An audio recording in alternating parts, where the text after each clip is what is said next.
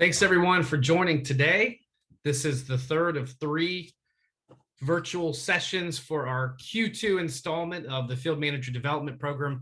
Really appreciate everybody's active participation and involvement so far, the pre-work, the previous sessions. We've got another great session planned for you today. To kick us off, David Hong, Vice President of Field Operations, is going to say a few words. David. Great. Thank you, Mr. Summers. Thank you all for joining. I know it's different time zones, so appreciate all the effort. Really, this whole program has been amazing to watch kind of unfold and all the interaction. I've been able to pop in and out of sessions and whatnot. But I mean, there's a lot of people to thank for this, right? Not only the folks that have put, clicks and calories to put this thing together, but really special thanks to Summers and Josh for helping to kind of lead this effort. So, kudos to you both. I think your inputs and or insights, throughout the training session has been really insightful. So kudos to you all. And thank you to you all, because I think you all as leaders and managers are investing time and energy towards this because, look, to be very honest, this is an expensive call, right? But I think it's the investment that the organization felt that it's needed. And hopefully you're all coming back out with, a nugget or two, because I have, just watching some of the videos and hearing the conversation. It's like, not to make it a religious thing, but it's like going back to church, or renewing your vows, or reiterating with your kids why you should clean your room, right? You're taking some of these nuggets back and hopefully incorporating them in your everyday schedule. So thank you for that. Look, I think the role of the manager impacts team success. We all know that, and we also know that if you've heard the term that getting feedback is a gift. Right. And I truly value that from the feedback that I get from my manager. And I think training is a privilege, honestly, right? To be able to take time out of your day to day and focus on training, focus on the topics that we focus on, and being able to share in a safe environment. I think that's a privilege, quite honestly. So, I'm excited to have had this program together, and excited that we're all going to be in, hopefully we're all in Atlantis together to kind of culmination of the training session. So thank you again. I don't think I need to reiterate it. You can probably all teach me more things about management than I could tell you. So, but I think that, the frameworks, the content has been really amazing. And hopefully you walk out of here or out of these sessions with something that you can, use in your everyday. So thank you. With that, Mr. Summers, I'll turn it back to you. Thank you, David. I really appreciate that, setting the tone for today's session. So before we launch into today's topic, there's a nice lead in. So David mentioned Field Manager Summit. Hopefully you've seen the communications, but this is an invite only, just for the people managers of the field organization. It's essentially an extension of Contribute on the front end. So Saturday, September 18th, it's going to be interactive. We'll have role plays. So really looking forward to that. That said, as listed in that third bullet, it is entirely okay, and it will not impact anyone negatively if you are not able to attend, if you choose not to attend. Look, this is an optional event. So as mentioned there, we just want to make sure you and all of our team members are healthy, are safe, feel comfortable. So, and for those of you that either, again, can't make it or choose not to, we will have an exciting virtual delivery that we'll plan probably a few weeks after Contribute, that we'll try to, as best we can, right, set the interactive elements and role plays up, set that up in a virtual setting. So please, if you haven't read already, please do take a look at the frequently asked questions that's linked in the deck there. All right, thanks all. So for today's all about performance management and feedback.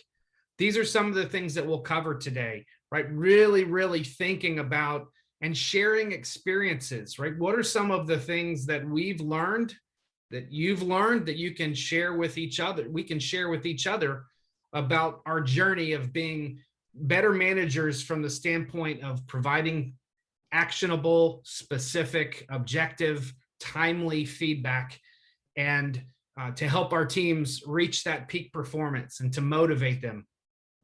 We'll go through various performance management scenarios, and we'll have breakout sessions and group discussions as part of today's session. So to kick us off, I'm really pleased to have a field manager spotlight. We have Reshmi Krishna, who leads the SA team for Enterprise West. And so I invited Reshmi to share her perspective, right? And some of the experiences she's had with providing feedback to her team members. So Reshmi, thank you again for putting yourself out there and sharing your thoughts. Thank you so much, David. And I hope to make this collaborative. And can you confirm if I have 5 minutes or 10 minutes, David, on this? Yeah, 5. If you go over a little bit, that's fine too. So it's not hard and fast. And Okay, Josh, I think good. Reshmi would like to share her a couple slides, if you don't mind. Yes. Sure. Yeah. Give me 1 sec. I can pull them up. Or she, either way, or Reshmi can share. Yeah, I can share my screen, Josh, and I can send you the slide later. Okay. Yeah. Okay. All right. Can everybody see my screen okay? Yep. Cool. All right. So just a quick nugget. I moved here. I moved to the Bay Area last year from New York. I've lived in New York for like 15 years plus. My first job out of college was in Wall Street. And right after, I joined the investment bank, I was working on the trading floor, and my manager, he really waited 3 months to give me constructive feedback. And the first thought that came to me was, oh, these are, some things I can work on. So wonder why he waited for 3 months to give me that feedback, right? And that's something I've carried throughout my career for the past 15 years. And one of the things I've really noted in terms of giving feedback, there are 2 frameworks that I like to follow. So number 1 is the individual feedback. And again, you can see a lot of these things are coming from our handbook. The first thing I did when I joined GitLab, I joined GitLab a year ago. I came into this existing team of members ranging anywhere tenure between 4 years to 3 months. So I was nervous coming in because prior to this, I've always managed teams who were either my peers or, have known them before. So when I came in, I followed this book and I linked it here. It's called The New Manager's Journey. It's essentially one of the tips that this lady, Julie, who works for Facebook, she provided was, when you go in, ask how a team member would like to receive praise and feedback. So don't assume anything when you come in, because a lot of the things that happens is, it's based on personalities, it's based on different cultures, and something that even our handbook points out, right? So I grew up in India, and our culture is very different in, giving and receiving feedback versus what it is here. So again, taking those things in mind, I also really love to write down my feedback before I give it to them. It's not necessarily that I share it in writing. I always try to give constructive feedback either through Zoom meetings or face-to-face when we could all meet face-to-face before.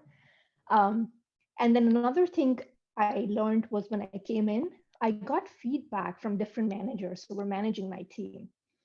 So one of the things, again, I did there was, let's not assume that all the feedback that you're getting, let's be a good listener and try to analyze the team members and try to listen to their thoughts and their thought processes and really figure out if these team members have something called as growth mindset. So essentially, if you give them feedback, can they take that feedback and can they work on it? Because that's the number 1 quality I really love for people in my team to have. The second thing is, I'm not a big fan of the feedback sandwich. Really love to give direct feedback and really love to give it. I don't want to wait more than 24 hours before giving that feedback. And I have seen my team appreciate that. So I will talk a little bit more about the retros that we do. But one of the things that was highlighted is they really like that approach, that they get feedback, they understand, what was done.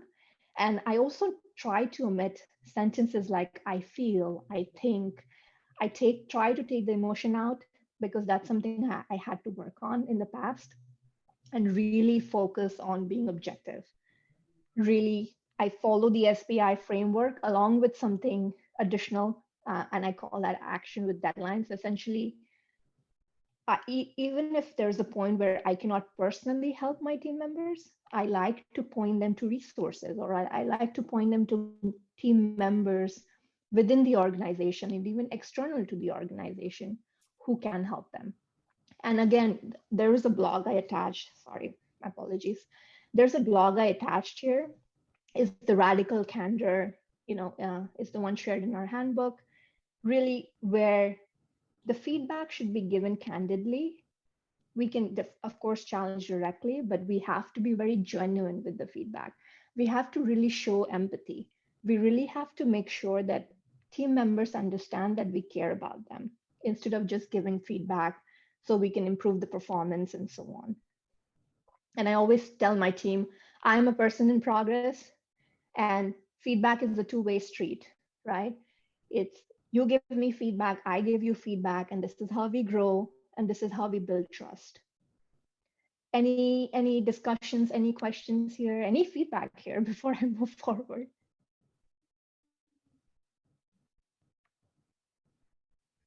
Yeah, I'll ask one question. I'm kind of a fan of actually saying like I feel or things like that, and I was wondering, what was it specifically that made you stay away from that? And sorry, who's asking this question? Sorry, my apology. It's okay. Chris Novella. Chris, okay. Yeah, okay. My question was around the the I feel or emotional responses. What made you stay away from that? I'm kind of the mind that your head and your gut, right, work together in order to be able to provide that empathy, provide that ability to relate to someone. And I was just wondering what made you stay away from that. Sure. Thank you for that question, Chris. I think that's a great question. One of the things that made me stay away from that is kind of detaching my emotions from that feedback. So it's very, again, it was very difficult for me to do. But when I came into an existing team, it was very important for them to trust me. And one of the ways they could trust me was if they saw me very, very objectively, and where they saw that if I was giving them feedback, it was feedback coming from a very good place. It was feedback coming not because I've personally experienced something, versus something that we can both work together. So that's why I like to stay away from those boards. Again, it depends on your comfort level, right? If you are really comfortable with the team member, where you feel like they already value all of your feedback, you can construct it the way you want to. And if it has worked for you in the past, I think I would encourage you to kind of follow that and make sure you and your team member is again aligned on that one. Does that make sense? Yep. Thank you very much. No problem. Chris, I yeah. also think from my perspective, both getting and giving feedback, that when we use the words like I feel, we have a natural tendency to make it's subjective, it's not objective. Whereas if you use even one of these, the SBI, to say, this is what happened, this is the behavior that I witnessed, I want to make sure you understand how you're being perceived. Then all of a sudden it just feels objective. You can still bring a deep level of caring about that team member, and you can use whatever words are genuine for you as a leader. But for me, I tend to stay away from I feel and I think when delivering that exact feedback, because I want it to be discussion about the work and the personality that I'm seeing versus the person. And so that's worked for me. Thank you. I realized I was on mute. Thank you. Thank you, Tim. Anything else? No? All right, quickly moving forward. So in terms of feedback, right? So when I came in, there are certain situations where you would want to give group feedback versus individual feedback. And in terms of group feedback, in my team, something that I do, it's called the retro. So we do, I think every team here in GitLab probably does this in a different way or so. And we have a retro board, and we go there and we put in things that we are really fortunate about. We feel gratitude, and then things that it's not so great, or things that we are wondering about, essentially yellow and red. And our objective is, my specific objective is to take those and work on those every month. And then I kind of report back to my team on what's happening, what's going on with those different opportunities and so on. And one of the things I learned, and this is something that when I joined, we started in the NE team, they really love this. They really love that they can provide me the feedback and they don't have to wait for the 360 feedback to kind of even talk about leadership and different teams that we're collaborating with and so on. And this is something that's worked well for us. I use a tool called Post Facto. There's other tools that you can use like Trello and so on. Also, another thing is we have team meetings every week, and every 2 weeks, we take the time to kind of break and we ask for feedback and help in that team meeting. It's a small team meeting, 7 people in my team, and we are really, really candid about things that's going on, things where we can, share feedbacks. And this is not only with my team, feedback they would like me to kind of bubble up to leadership or other teams as well. And the third thing I would like to point out, in terms of issues, giving feedback in issue is also very, very critical. When we are giving feedback in terms of group feedback to the whole group, I think we need to be cognizant that it is visible to the entire, GitLab organization and so on. So only give feedback in the issue where you feel like the issue will benefit from other people looking at it and other people giving collective feedback on it as well. Right, I think that's all I had. Anything else from anybody? Anybody would like to chime in? So Rashmi, that picture, that visual that you had, is that a tool that everybody's using, for example, weekly? But they use it every month. It's called Post Facto. Okay. Yeah, and I will, that's a good point. I will put that down in the notes. Okay. Yeah. But is that one you used at when you were at Pivotal?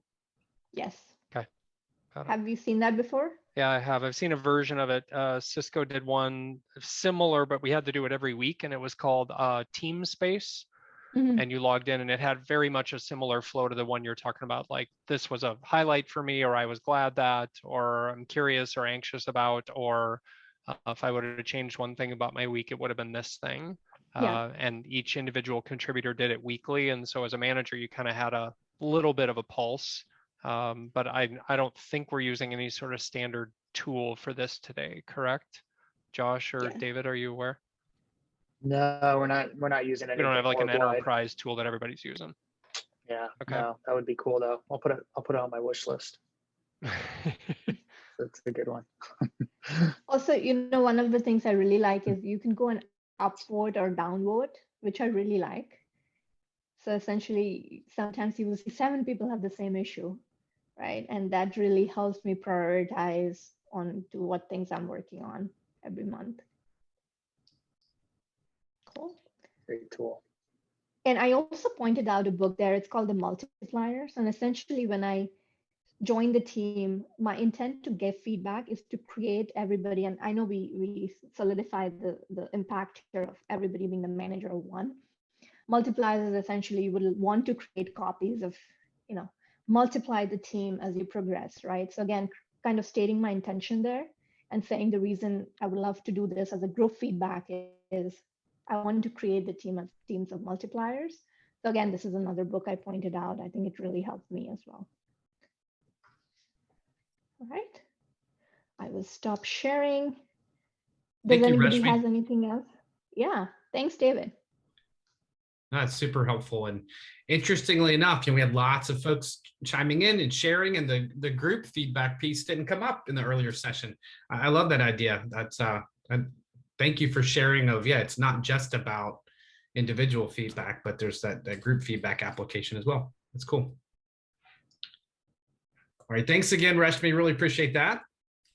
For the rest of our session today. So this was interesting that Josh shared with me. There's a handbook page on what are the biggest risks for GitLab. And lo and behold, number 4 on that list is lack of performance management. So David mentioned earlier, right, the importance of providing leadership as managers to the organization. And sure enough, like, right, this is highlighted as one of the top risks. So providing feedback and us being world-class at providing feedback and managing performance is going to be one of the key things that sets us apart and allows us to continue to be successful. So with that, I'm pleased to introduce Amy Tisdale. Amy is the team member relations specialist for GitLab, and she's going to walk through some of the best practices she's observed, you know, how to work with team member relations, and answer some of your questions. So with that, Amy, I'll pass it over to you.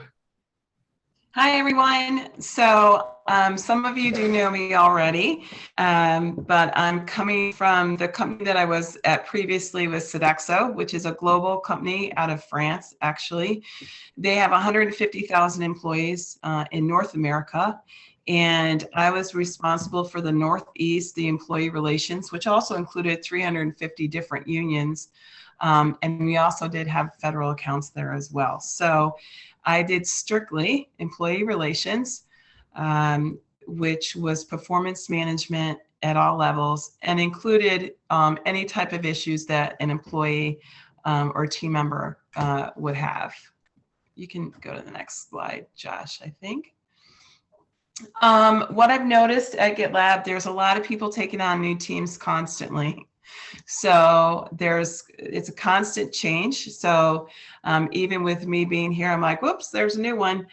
So there's lots of new managers. They're coming from within the organization. Don't assume the team members know what is expected of them. I've run into situations where one manager is saying, wow, you're excellent, you're awesome.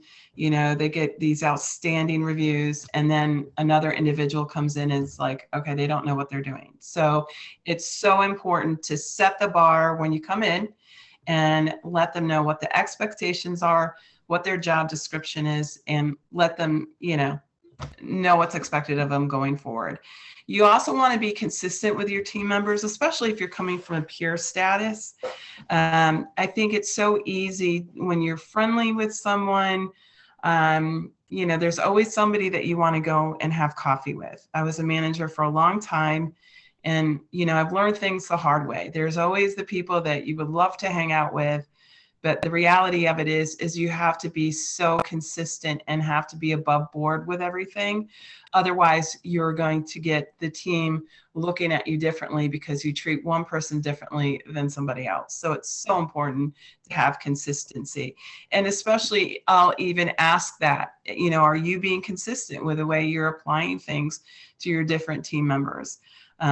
Because I might hear, hey, I'm being told to do this, but, you know, this Susie Q over here doesn't have to do that. So why is that fair? So something to consider. Being a manager is not an elevated version of being an individual contributor. And I say that because it's so easy to say, yeah, I want to be a manager, hoorah. But think about all the people on the team. You're responsible. Not only are they responsible for the work and how it reflects back on them, but you're responsible. Their work is reflecting back on you. So if they're not doing their job, you're not doing yours. And so it does get to the point where people will say, hey, listen, your team member's not doing their job.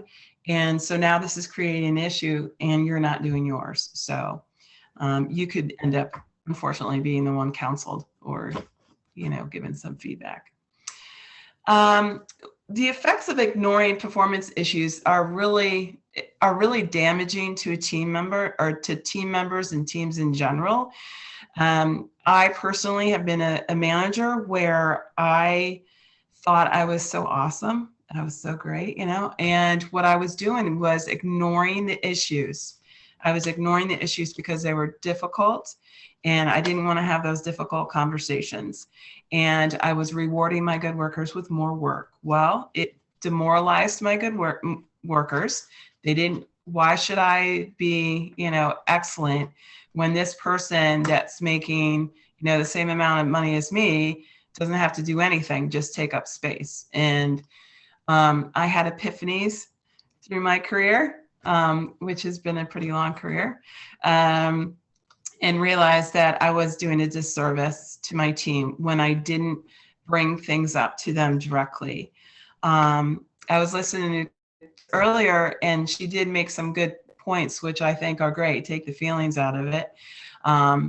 But there was one other thing that she brought up too, which is, when you have an issue with, say, your team as a whole, bring up that concern with the team as a whole. But if you have an individual that is having issues and you bring it up in a team environment and kind of make it global, what happens is everybody's looking at each other going, is it me? Is it me? So you have to be, when it's an individual and you're having an individual issue, the best example is, for me, dress code, right? So back in my history, right now I can dress any way I want to, but there are places where you can't. So I would have somebody that wasn't dressing appropriately, and managers would have those conversations in a group setting. And what would happen is one person that needed to get that message didn't get the message. They're just like, oh, can't be me. I look great, and it's like, no, you don't.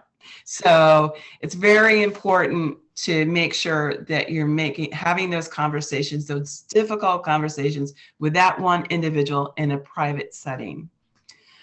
You can go to the next one. Identifying. So sometimes you may have great salespeople, right? Or great engineers, and they're doing a great job as far as being a good engineer, selling, hey, I've sold so much stuff, right? But if you're not a good team member and you're rude and nasty to the entire team, you're not a good employee. So, or a good team member. It's a whole person, not just part of it. So you just want to make sure that you are addressing these issues and not letting it go too far out. Because then you're missing the point when you just let things drag. Let me wait for the weekend. Managers across companies that I worked for wait until Fridays to call me and say, hey, Amy, I've got a problem and I need it handled today. Well, that's great. But I have 3 other managers that have just called me and told me the same thing. So just be cognizant of that. Try and get it taken care of as soon as it happens, because it really does affect the team. It affects the organization. And I am honestly I've only been here a short time, but I am seeing how when performance issues aren't addressed or behavior issues aren't addressed, it is affecting the team. And do take the feelings out of it. I don't know if it's on my next slide, but I have another slide, but definitely take feelings when you're addressing issues out of it.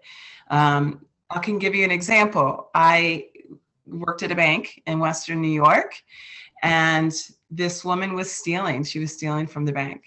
And this manager was so upset that she was stealing that he got so emotional. He started yelling and screaming, and I was like, whoa. I'm like, yeah, she did something that was wrong and illegal, but she wasn't stealing your money per se. So, you got to take it down a level. And, so it's not just emotion. You can feel for your team members, but with the same time as feeling for your team members, remember, you will have one team member that will tell you everything that's going on in their life, that, their favorite ladybug died. And then you'll have another individual that won't even tell you that they have a family member that's in the hospital. So that's why it's so important to be consistent. So, and that's why you don't want to put the emotion in it. You want to kind of take it out that way. So, again, actively listen to the reasoning behind their failure, because you don't know. Like I said, I had a young woman that her attendance was horrible.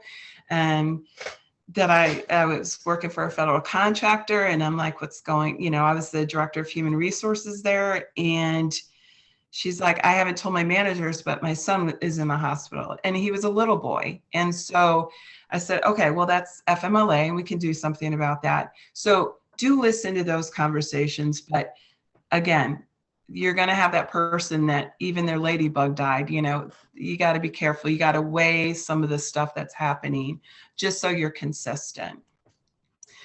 Coach them on how close they are to performance gaps. So when you are talking to the individual, don't do I call it the water cooler drive-by, where you're having a casual conversation with someone and say, hey, listen, you're not, this isn't, like you're not really hitting your numbers here, but okay, but other than that, you're doing really good. So what's happened is this person doesn't see that everything else is great. Okay, so they just told me, oh, I'm not meeting my numbers, or I'm not doing this one thing, so I'm good. I think it's really important to have a formal conversation with somebody, even during your one-on-one, where you're saying, hey, listen, you're not meeting your expectations in this area. This is a real concern for me, or for the team. And the next step, if it doesn't improve, is going to be a written coaching, because that's almost like oh my gosh, I really have to get it together, so that's what people need to hear to correct their behavior. And I have even seen that here with a gentleman that he didn't think he was being rude, because as we see ourselves, so how I interpret myself is very different of how others interpret me. And unfortunately, he was being kind of caustic, and we gave him a written warning, and he was flabbergasted. He was so upset. He didn't, the intent was not to create harm, but he realized that he did afterwards. And we had a long conversation, and he has really corrected his behavior, and it's so much better. So that's what counseling's for. It's not to ultimately terminate somebody. It's to correct a behavior before it gets too far out. And I think that's it. Does anyone have any questions or concerns, or? I thought, Amy, you addressed, Rashmi and Chris's discussion earlier about saying, like, adding about I think to the statement, or this is how I feel. I'm just curious, like, your perspective on that. You kind of touched on it a little bit earlier in your discussion. Because you are making it personal, right? Because you're saying, I think, personally, I think. And so that can be so subjective, where you go, listen, these are the expectations, and you're not meeting them. It's not about feelings. It's not about if you like the person, if you go on, for coffee with the person. It's about you're not meeting expectations. And it's okay to ask somebody how they're doing. How are you doing? That's fine. That's asking about how they feel as an individual. But when it comes to expectations, you want to keep the emotion out of it. Thanks, And Amy. Amy, a follow-up on that. Do you feel like, and this is something I've noticed in my career, do you feel like these words, I think, I feel, the emotions, are interpreted differently when it comes from a diverse person or a female versus a male? Or, I'm just curious if you have seen those differences and how that relates to your career. It's hard to say, because I worked with a really diverse group. I know, personally, as a sister of only 3 brothers, I say sorry all the time, and my brothers don't. So I think it is more of a maybe a gender, difference, that, I feel this way, or, and I think it's about just sticking to the facts, and really being direct with what's going on, and not sugarcoating stuff. We don't want someone to feel bad, but sometimes people do feel bad because they're just not meeting expectations. And sometimes it's a skill, they're lacking in skill. So I've unfortunately seen where some individuals have been here a while and the job has outgrown their skill level. And so you try to get them there, but it may not happen. And people may have seen a difference. Speaking of that, is that we have changed the underperformance page. So we don't have a PEP anymore. I'm not a big proponent of a PIP unless a person has the ability to achieve it. So if they don't have the skill set, example, I'm terrible at accounting. So no matter how much someone trains me on accounting or mentors me with accounting, I'm not going to be able to do it. So at that point, you just give that person a written warning, let them know they're not meeting expectations. Is this a right fit for them? We do have those conversations. Is this a right fit for you? Some people, we are even having that conversation. Do you feel that you want to be a manager now that you're in that position? Because sometimes people just want the opportunity to go back to being an individual contributor. They don't want to be a manager anymore. It's not what they thought it was going to be. It's not as fabulous. And I think, it's looking at a lot of different things. And my goal when I'm helping manage is always to preserve the dignity of the individual involved. So I might not be saying, hey, say something like I feel, but my first and foremost thing is to maintain the dignity of the individual involved. So I hope that was a really long answer to but it made me think of other things that, I've done throughout my career. So. Thank you, Amy, much appreciated. Oh, you're welcome.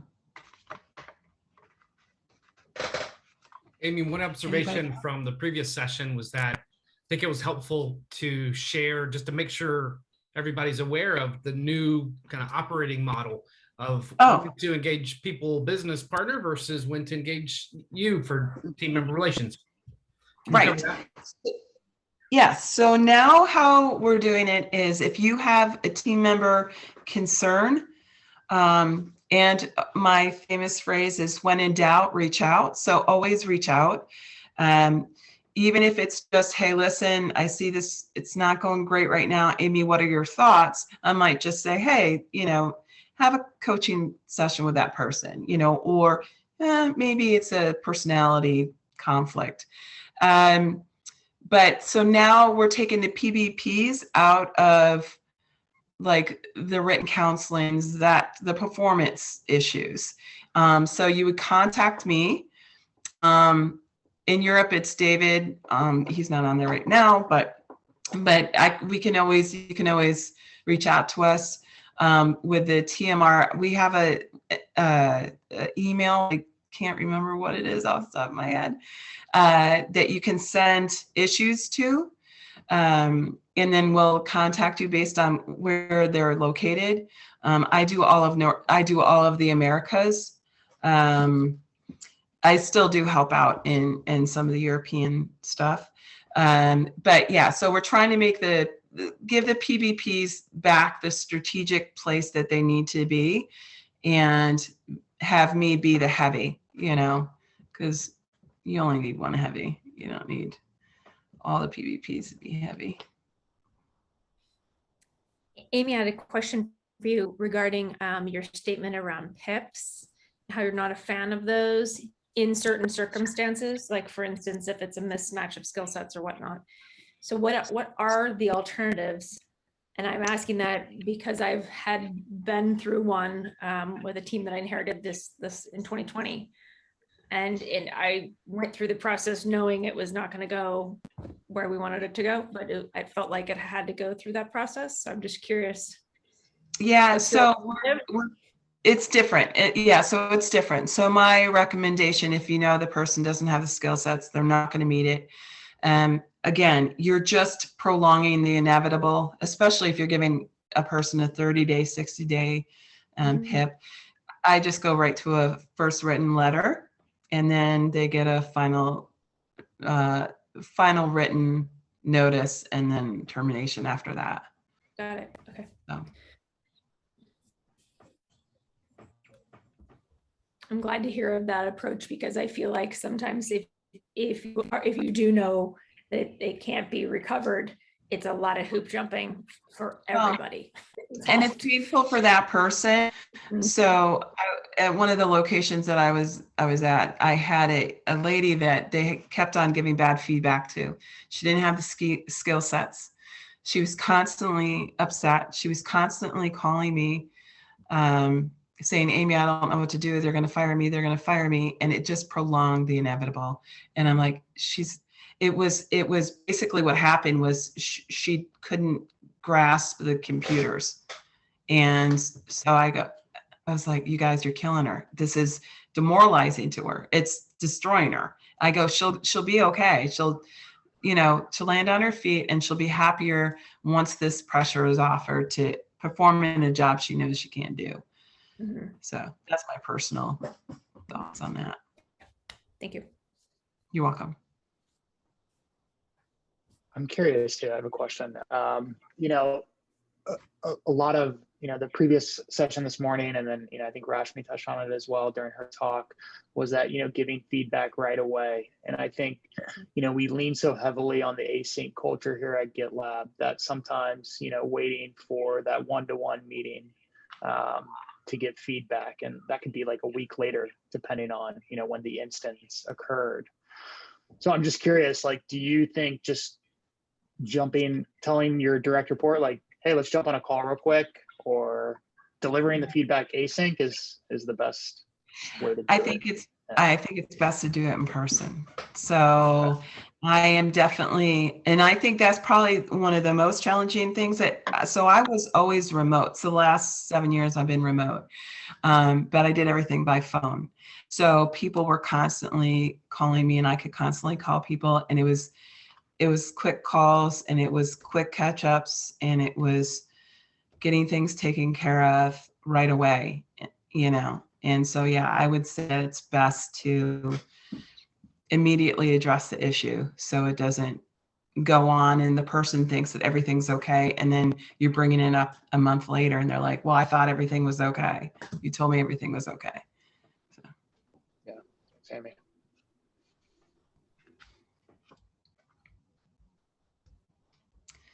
I think that's it for me. What's the hardest part of what Amy shared?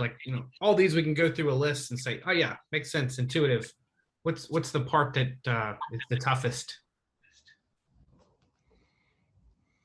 I think for me, if my schedule is too full with meetings and other commitments, then it's really hard for me to have a conversation directly with somebody in the moment. But I think I just have to be conscious of keeping spots open in my calendar to make time for things. God bless you. Thank you. That's a great point, Patrick. Summers, I would say it's probably the acknowledgement that for that period of time, as you're performance managing somebody, they may be a lower performer, and you are going to spend a lot of time with them, more than you probably will be able to with your middle or even your upper performers. And so I think it's that acknowledgement. You asked about kind of what's challenging.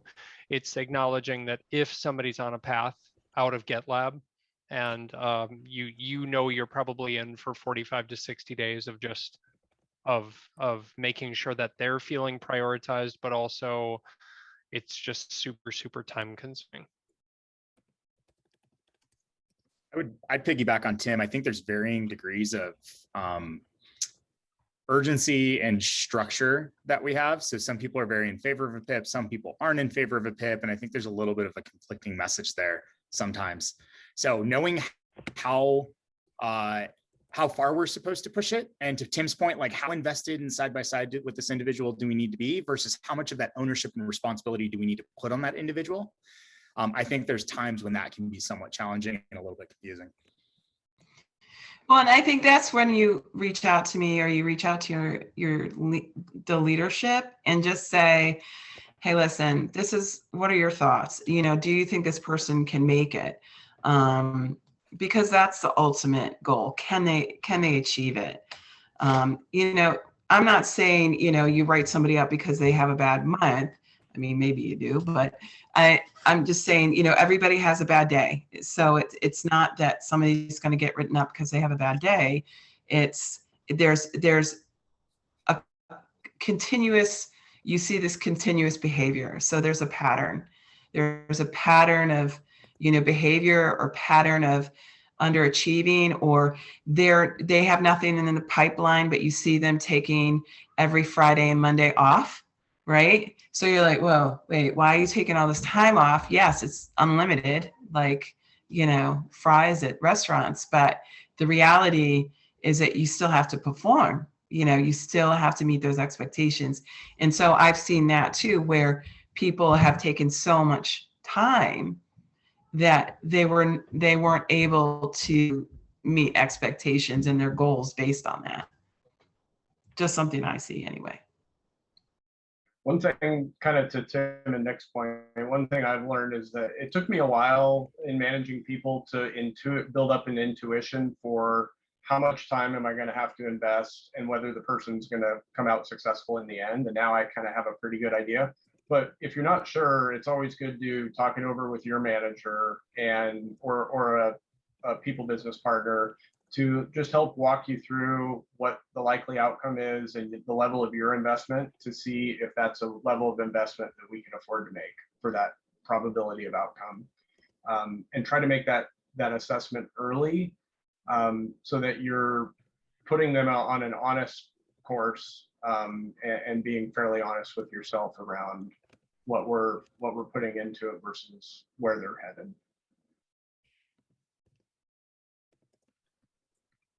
Yeah, great point, Patrick. I was going to say, you know, instead of maybe reaching out to the PBB, reach out to Amy now that you know her, because that's what she's really here for.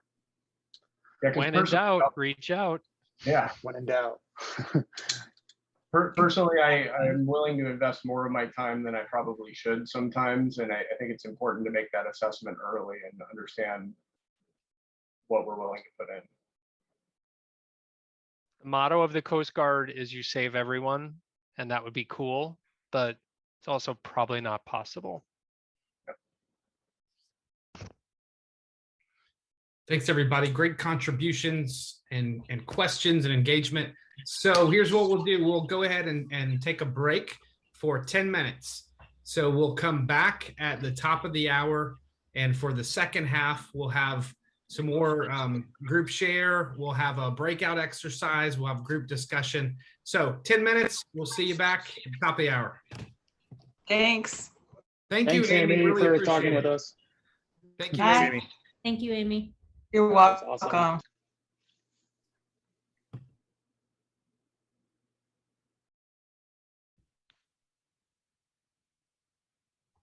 Welcome back.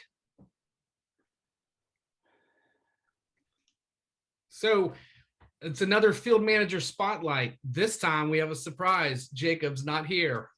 So the surprise is that we're going to invite you to one of you or several of you, right? But just one of the things that we've talked about kind of bleeding over from our last session into this one is the importance of recognizing, hey, we're all different individuals, different personalities. So we really need to tailor the approach that we take to working with and providing feedback to team members.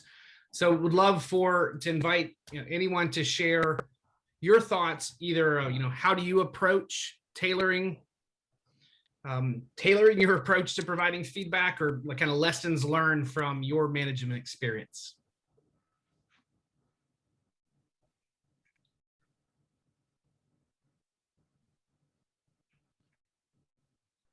So I'll give a more recent, since I've joined GitLab, it's an aha moment that I've had that I really appreciate.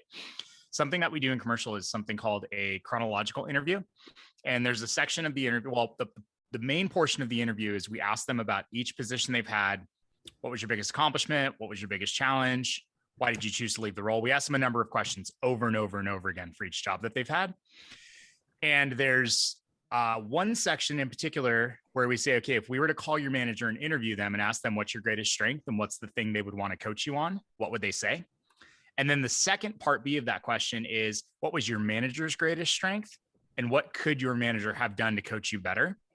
And Tim does these, he's clapping over there because he does these interviews too. One of the things that I love about him, especially if they've had 3 to 6 previous positions, is you see the exact same pattern show up as answers to this question, where the greatest strength is I'm super organized. The greatest weakness is I'm not very proactive in what how I deal with stuff. Manager's greatest strength, they always had my back. Manager's greatest weakness, they were not direct with me when I needed to hear bad news. So what's really cool about that is I think it gives me a very, very early warning on how this person wants to be communicated with. And even if the thing that I need to do is outside of my comfort zone or my typical style, it validates the fact that I need to do it, because I know that if I was one of those managers on that question list that person's going to be getting interviewed in the future about, I don't want to be the person that they say, well, that person wasn't direct with me, or they weren't, whatever that thing might be. So that is something that Ryan Ornell's been put into place, and I'm really thankful for it, because it kind of gives me a look, at all the cheat codes that's going to make this person tick. And it just makes it a lot easier to have those conversations, knowing that they're craving that direct feedback or whatever that thing might be. Awesome. Wait, Nick, when do you use that for external candidates, or do you use that internal, external? It's kind of step 3, right before they come in and do a mock sales call, or they present as a manager about how they'd run their team. I wonder if a similar thing could be applied org-wide with how recruiting kind of structures interviews. That's a really cool process. Yeah, I haven't heard that before. Recruiting uses it today. It's a 50 minute interview that we do for all commercial client-facing roles. Very cool. I think even if it's not for other parts of GitLab, if it's not integrated into the interview process, even part of the onboarding, I think that would give a lot of good insights to the manager to know, just have that background, right, of your new person that comes on board, what makes them tick. I like that. And Nick, you said it better than I will, but the other aha moment of a chronological is after you've spoken with somebody about those managers that they've had, you can tell that it's pretty quick in their mind that, that person was my manager, but they really didn't help me. They were too friendly. They were too this, they were too subtle. And I really she was a tough boss, but man, did she make me see that I wasn't quite as great as I thought I was. It's like, oh, okay. That's validation that we have that responsibility to deliver feedback, even when it is hard or even when it feels uncomfortable, because those are the bosses we walk back to and say, you were tough, but you grew, or I grew under your leadership. I love that. So I think your framed question with Mr. Jacob Potter from the Level Up screen really was about customizing feedback. I'd love to hear some stories about people who can't coach everybody the same way on the same team.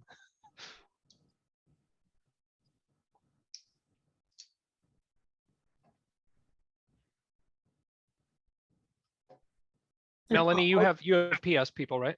Yeah. Okay, love to hear it. Yeah, sure. I was going to volunteer. So much like what you just said, I have a lot of respect for my managers that can give me strong feedback. And, 26 years of tech experience, I'd say there's probably 3 managers that I felt like I really learned under, because they gave me feedback, right? They weren't just like, well, you know what to do, just do more of that and more, that's just, so I tend to manage that way, and not everybody likes that, right? So I've definitely had to figure out with my team. I have a couple on my team that have admittedly, and it's interesting to hear somebody tell me, I have a bit of, what's it called? Oh my God, I'm gonna blank on it.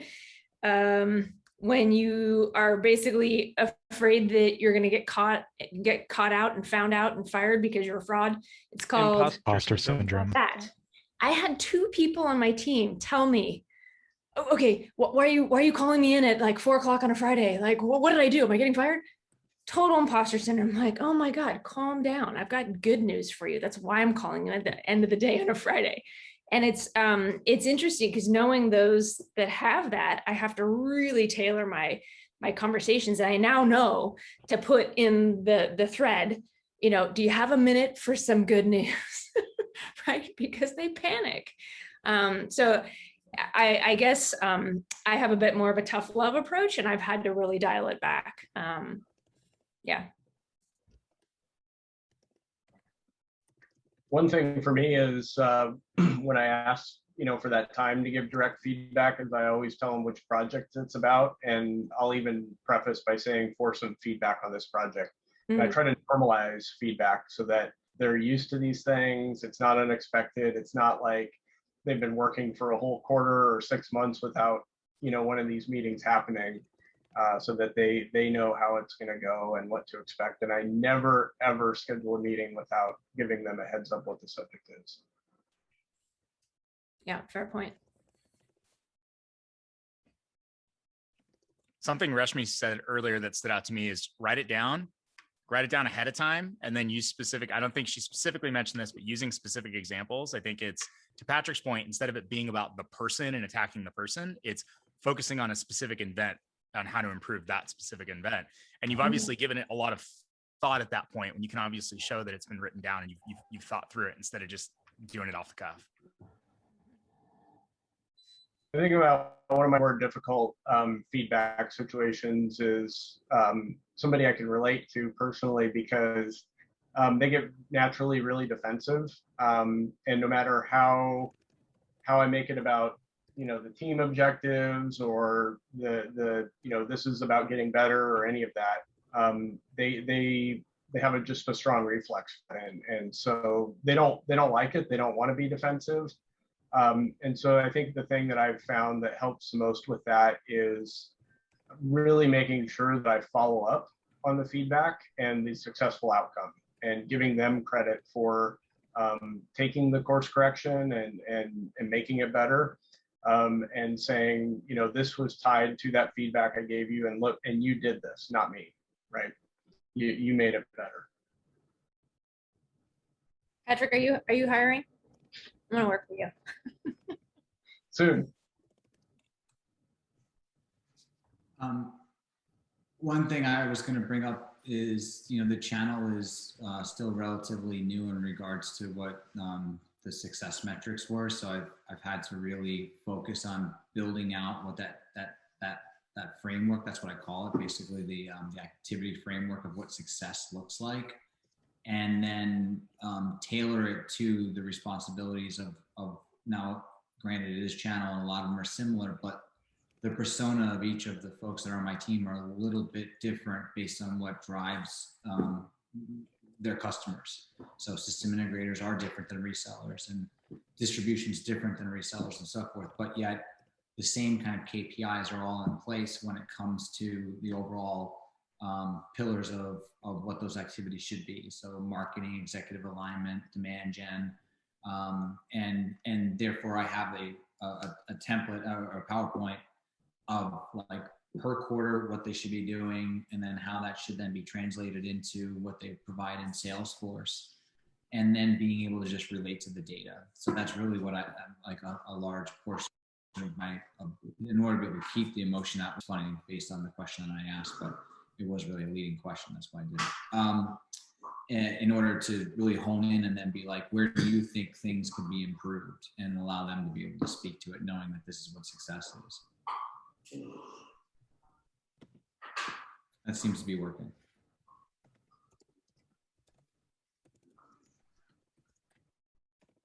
Also, I would like to point out, in terms of giving positive feedback or praise, I learned it the hard way that not everybody appreciates public gratitude, because that's something coming in. I was like, oh, yeah, of course. Like there's the thanks channel, there's a discretionary bonus, and you would appreciate, but I learned it the hard way that not all personalities or styles appreciate that. So even when I give positive feedback, you know, I have to make sure I'm like tailoring to or customizing to their own individual needs, which was really interesting for me to learn.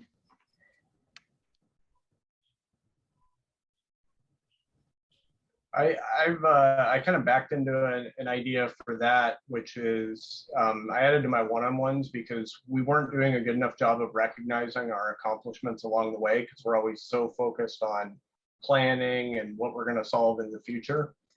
And so I added a weekly, just what are we most proud of this last week in our one-on-ones? And then on an individual basis, I can bubble that up. And so I'm forcing them to think about their accomplishments and be a little self-promoting. And then we gradually expand their comfort zone to being more comfortable promoting themselves publicly. So that's a great point, Patrick. Yeah. I started doing something called brag sheet, where, it's just between me and the ICs, where we talk about accomplishments. And then I do like the idea of sharing it publicly and recognizing. So most people in my team do appreciate that. However, there are two individuals who don't. So again, I took that brag sheet approach similar to yours. That kind of worked. Yep. And I can see culturally, certain cultures, that individual recognition is not as valued and makes it's almost negative. I can think of I think Denmark's one of them. And I don't have anybody on my team from there, but if I recognize that, I might think about making it more of a group accomplishment or something like that. But always pushing the envelope of comfort to get people to step out and be a little more self-promoting. And I sort of coach them that that's just going to be a good skill for their career. Yeah. I love that one of the things that's come out here is that feedback, performance management isn't just about those cases where it's low performance. A critical, if not more important piece is that performance management for all the good things that our teams are doing, right? Helping them continue to play to their strengths. And as we talked about during the last session of the Drexler-Sibbett model of providing that feedback to reinforce the positives to help get from stage 4 to 5 to 6, right? For peak performance. And did I interrupt somebody or talk over somebody? No, I was just going to say, similar points, David. So, and then transition to the next part of the training, just looking at time. So let's do it. Let's do it. Cool. Well, we're going to keep the discussion going, but I wanted to share a funny 2-minute video about an awkward performance review. And we're going to come back and debrief it. So actually, I got to redo this because sharing sound through Zoom to make sure it's enabled. So take a look at this, and hopefully everyone can hear the sound. So that was my weekend, nothing special. What about you? You seem rather chipper for a Monday. Today is a good day. It's my performance review. Wait a minute. You're excited about the performance review? My next meeting is a one-on-one. I have to deliver a performance review. That's not necessarily a bad thing. It's with Matt. Oh, I can see why you're so depressed. Man, I'm stoked about this one. Because last time Melanie gave me kind of a bad review. Last time I gave him an extremely negative review. What exactly did she say? Mumbo-jumbo manager speak. I couldn't have been more clear. Like needing a little touch-up here and there. His appearance was sloppy, he was passive and unmotivated. Maybe learn some more stuff. And the quality of his work was completely substandard. And we talked about my future. I also said that I didn't see much of a future for him. Dude, you have to read between the lines, but she was majorly hinting that I could go places. I don't think he's gonna make it to the end of the year anyway. With a little spit and polish? No big deal. So that's what I did. Got myself some spit and polish. Buddy, you're looking at Mr. Improved. If anything, he's gotten worse. I don't know which is more objectionable, his social deficiencies or his technical incompetencies. I mean, I busted my hump this last year. I even took some night classes at the community college. I can see why you're so enthused about things. It's more than that. I think I'll finally get that promotion I deserve. And believe me, with a new baby on the way, I could use all the cash I could get. I'm putting Matt on probation. And that means no yearly bonus, but fortunately, I hear his wife has a good job. Especially with my wife losing her job and all. Sorry to hear about that, mate. Tell you what, you give me a call after the review and we'll celebrate over lunch or something. Yay. Cheerio. Well, call me for lunch later. I have a feeling you're gonna need to take a break. Well, Matt, are you ready? You bet. Now, I'm jumping the gun a little bit here, I know. And maybe it's just nerves because my wife lost her job and all. But you'll see I deserve that promotion. Promotion? Yes. And I have you to thank. You know that little pep talk last time? And with being a new daddy and all. Anyway, I'm just so excited to hear what you have to say. Facing a crucial conversation? All right, I cut off the end there because it's a little bit of a promo for Crucial Conversations, but strongly recommend, taking that training as well. But, what went wrong there? A little bit of a disconnect between the manager and the direct report. That's a pretty extreme example, but maybe some have seen that in their own career. Curious your thoughts after watching that. I didn't hear the timeline, but it sounded like it had been a decent period of time since their last check-in. So that person obviously got way off track. And the second thing that I caught, it didn't seem very measurable. So those are the two big ones that I'd be curious on. Yeah, definitely not consistent one-to-ones weekly. I think that would help mitigate that. Right, and I think management mumbo jumbo would not be labeled as such if potentially it was a written here's what needs to happen. So a little bit of communication disconnect. But he did own his deficiency that he had to learn more stuff. Community college, yep. Love that. Awesome. So there was no clear actions from the manager as well, right? During the feedback, looked like he thought he could go to community college and achieve, or correct his weaknesses, but that wasn't the case. And I think to Amy's point earlier, the manager might have done a drive-through during that performance review, as opposed to being specific about what was wrong and actions needed.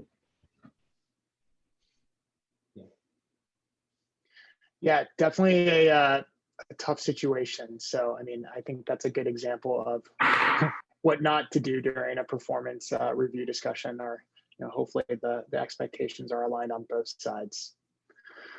So I think that brings us into our final scenario. And, I know just in interest of time, I think 20 minutes, I think we'll make this 15 minutes, but hopefully that's enough time. But I would love it if, we could do a breakout group. And what you're going to do is you're going to review one of the 3 scenarios on the following slides. Hopefully everybody has access to this deck. If not, we'll throw it in the chat. But it's really just applying, really everything you've learned through the async learning, through this session, to whether it's the SBI feedback model, whether it's the high performance model. And it's really addressing the scenario as a manager. Also use this opportunity just to network with some other, team members across Gitlab, get to know one another if you haven't worked with each other before.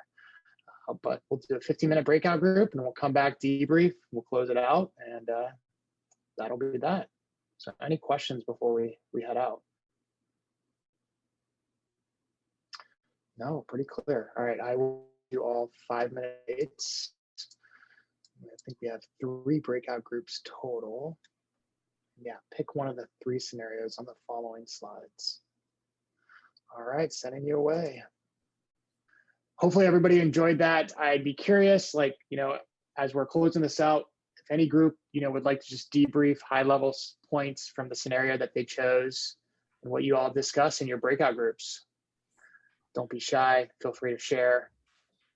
Our group thought it would be funny to pick the hardest scenario, which is a top performer that continues to do any work that's assigned to her or him. But when we're sharing it with them, they are downplaying their achievements and they appear unmotivated to reach the next level in their role. No, go. No, you go. So Amelia had the idea to potentially leverage the SBI model, the situation behavior impact model, and awesome help to flesh it out in our docs. I'm happy to read it. Or Chris or Glenn, do you want to speak up and share with the group kind of what we thought our situation might have been?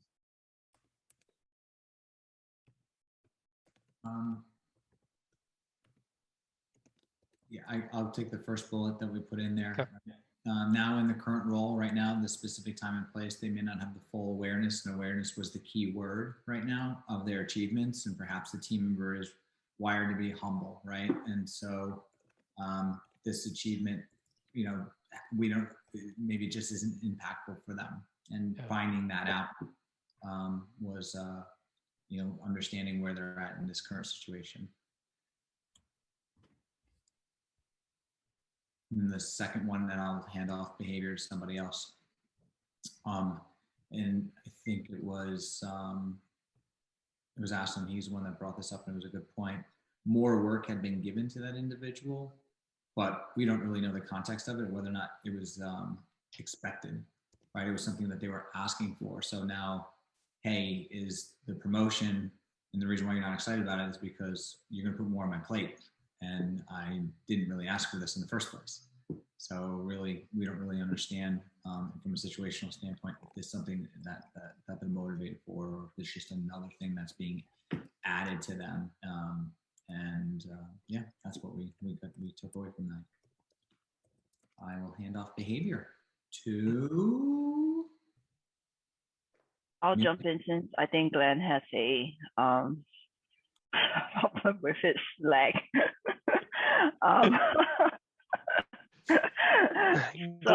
Glenn did the Big Sur update on his MacBook, and he's got horror stories. So if you're hovering over the button, maybe don't do it.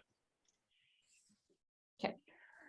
So on behavior, so given the situation and scenario given, it's just trying to tie in what was the behavior that was observed to when it was observed, like how they appear unmotivated for further progression, and giving examples of that, and how it seems like they are not then, they may not be recognizing their achievements, and therefore it looks like it's being downplayed.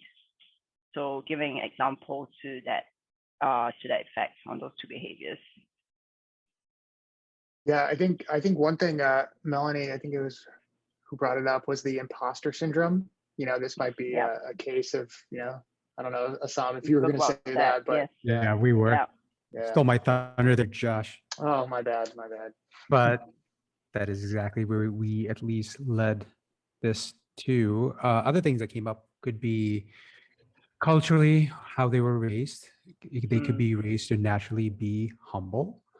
So not necessarily lack of awareness, which could be very much the case. But if it's not the lack of awareness, they just are not outspoken about their accomplishments.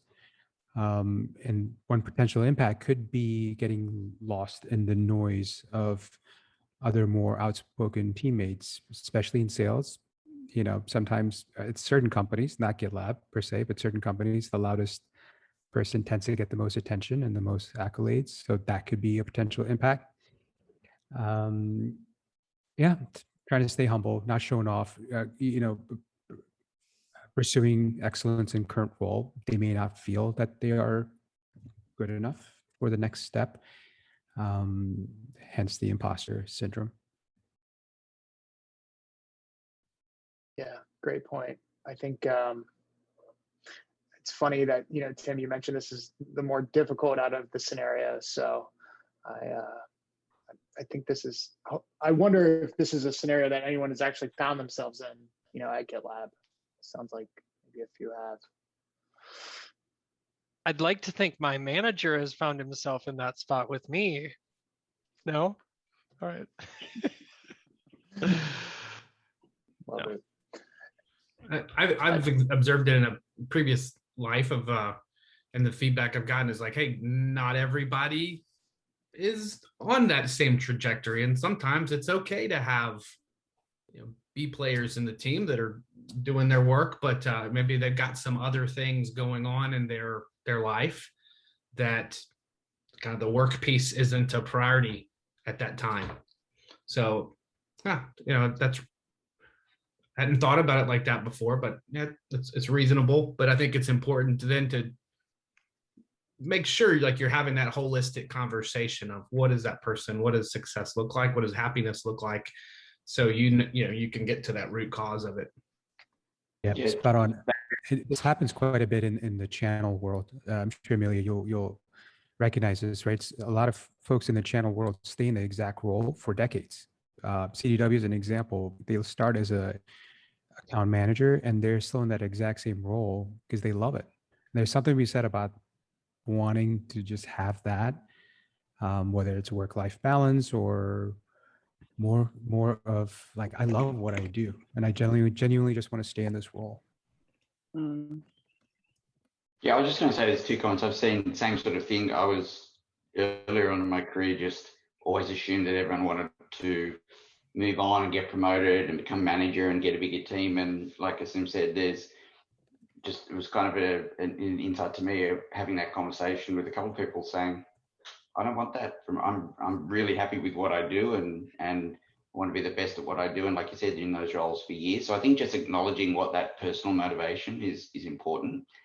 The other thing I'd say, Dave, as well, is in APAC, it's quite a cultural norm in certain countries that they don't want to receive that feedback. They certainly don't want to receive it publicly, and they don't want to receive it in front of their manager because it kind of undermines maybe their manager's success or control of the situation. So I think there's a tendency in kind of a Western European, US, Australian sort of bias to be very outspoken about those sorts of things. And in many of the other countries in North Asia, there's a saying around, the nail that sticks out furthest from the wood is the first one that gets hit. So just kind of, just don't make me front and center. I'm happy where I'm at. So I just think it's something we've got to be very careful to not, because that can be an embarrassing situation for some employers. Do you also feel like this might be a flight risk situation where the person is, looking outside or something like that's happening? Could be. If you're paranoid. Yeah, because one of the things is, as a manager, I always want to like amplify these voices, but I've come across situations where people are actually looking outside, and that's why they don't want to want to be promoted, or because their head is not there. So that's another situation, right, that we have to be really careful about. Good point. Yeah, good. It's not a great reference point, but I've had a couple of people that have joined Gitlab that took several months to update their LinkedIn profile. And to me, it's an early indicator that they haven't quite decided whether they're here or not. So it was interesting. Whereas other companies I've been at, that's the first thing they update. So it was just interesting to me. I think a couple of people that we've hired that have come from larger organizations, I think they were still had 1 foot in, 1 foot out. So that's an early sign. I had that discussion with one of them, just asking, why after 3 months are they still not working here on LinkedIn? So What'd they say? It was an oversight. They didn't, it was one of those things. So we never quite got to the bottom of it, but it's still here. They might have been in a country that had a probation period. And they're like, if I make it past 6 months, then I'm going to update it. That does happen too, actually, Tim. That's a good point. You don't want that blip. They've been here a year now, so maybe it's okay. So they've updated. They're just keeping their options open. I knew somebody who they took a leave of absence, unpaid leave of absence from their employer, and they went to another job. They were there for 2 months to try it out, and then they went back to their old employer. And I was like, I don't think that's legal, but okay, it happens. 1 foot in, 1 foot out. Cool. Well, I know we're about a minute to time, and at GitLab we keep meetings on time, so I want to be sensitive to everybody's schedule. I just wanted to say I really appreciate, David and I's collaboration on this to bring this to you and your involvement in it. I know we threw a lot out you during this Q2 training, the virtual sessions, as well as the async learning. So really appreciate you taking the time to invest in your career and your development. all I can say is Gitlab is really invested in people leaders, whether you're a manager, a senior manager, a VP, or a director. This is like top priority for Sid. So we're going to continue to make these better. And I would love your feedback. So I'm going to put a evaluation into the chat. Take a minute or two, give us your honest feedback. We're always trying to make this a better program and iterate as we move forward. David, anything else I left off before we close out? Yeah, I mean, well said, Josh. And we will look at that feedback to help inform as we finalize and refine the agenda for what we focus on in Q3 for the Field Manager Summit. Again, whether that's in person as well as the virtual offering for those that aren't able to join us. So thank you in advance. Please do make the time, and then +1 to what Josh mentioned about thank you not only for your participation, but the really thoughtful engagement, right, with the social learning issues. And then here on these calls, I've learned a lot from you all, and hope you've learned from each other. And even if you have just a few takeaways, think about things of what did you learn today, or what did you learn in these 3 sessions this quarter that you can immediately start to put into action to help improve, the health and performance of your teams. I'd also just wanted to say in closing, thank you to Josh and the corporate L&D team. So Josh is very soon going on paternity leave. He's expecting a little one. So baby daddy. So congrats, little Josh. guy. Excited for you. And Josh has just been an amazing partner with this. So thank you, Josh. Really appreciate it, and look forward to the continued collaboration. Thanks, David. It's been awesome working with you. I'm going off the grid for a couple months, so if you don't Are you taking the full? Are you? Hopefully, you're taking the full 3, aren't you, or more? I'm going to do 3, yeah, and I'm going to try to make. You. I'm going to try to make contribute, but I'm a little scared to leave with all the stuff happening at Gitlab. But is there ever a right time to take paternity leave? No. No, you just look at your home life and say this is the right time for he or she. Yeah. Right. Good for you. That's awesome. It. Thanks, Tim. Thank you, Josh and David. Thank you really all. good. Great sessions. Thank you very much. Thank you. Talk to you later. Really engaging. Yep. Thanks, everyone. Thanks, everyone. Take care.